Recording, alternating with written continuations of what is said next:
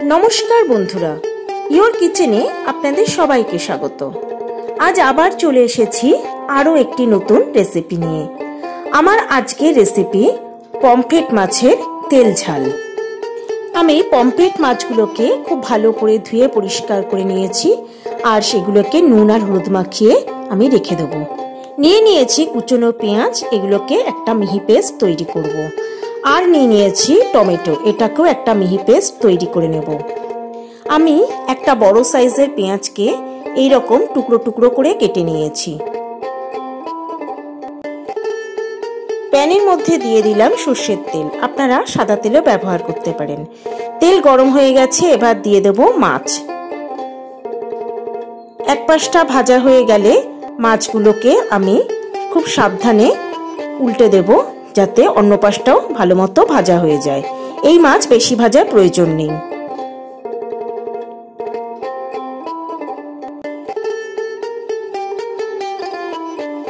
মাছগুলো ভাজা হয়ে গেছে, এবার এগুলো আমি প্যান থেকে তুলে নেব।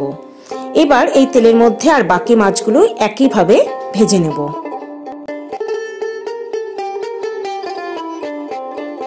সব মাছগুলোই ভাজা হয়ে গেছে।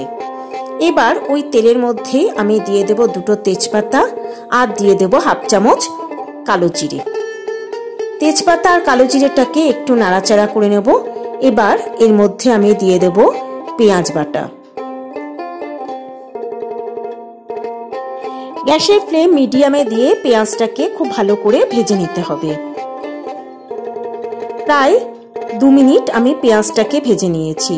এবার এর মধ্যে আমি দিয়ে দেব 1 চামচ আদা বাটা আর দেব 1 চামচ রসুন বাটা।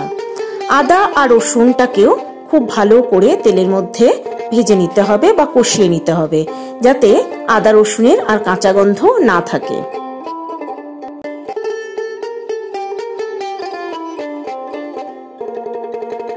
প্রায় 2 মিনিট আমি আদা রসুনটাকেও কষিয়ে নিয়েছি।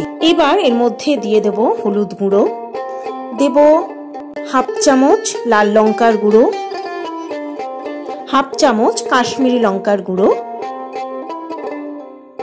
দেব 1 চামচ জিরে গুঁড়ো আর দিয়ে দেব হাফ চামচ ধনে গুঁড়ো।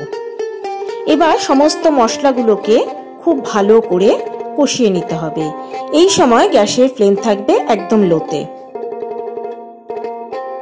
প্রায় 3 মিনিট আমি মশলাটাকে খুব ভালো করে কষিয়ে নিয়েছি।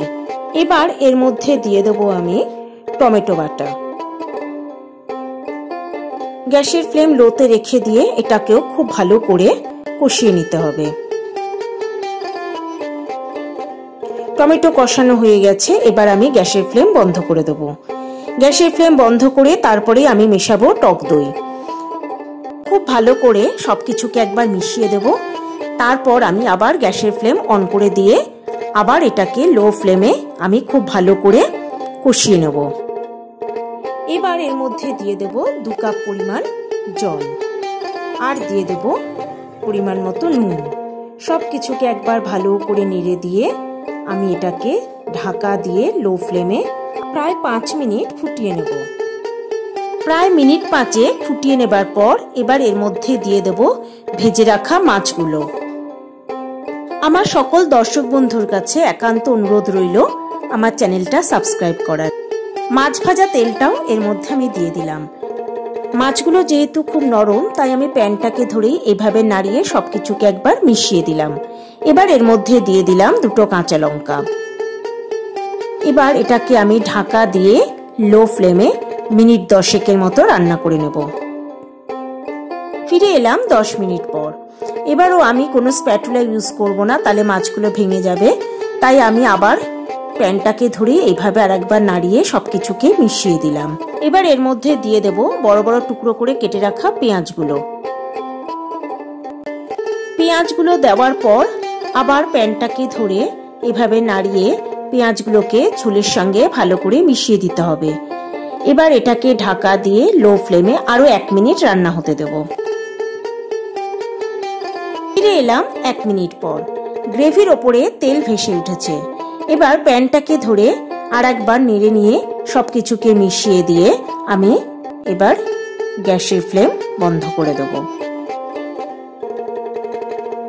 তৈরি হয়ে গেল আমার আজকের রেসিপি পমফ্রেট মাছের তেল ঝাল।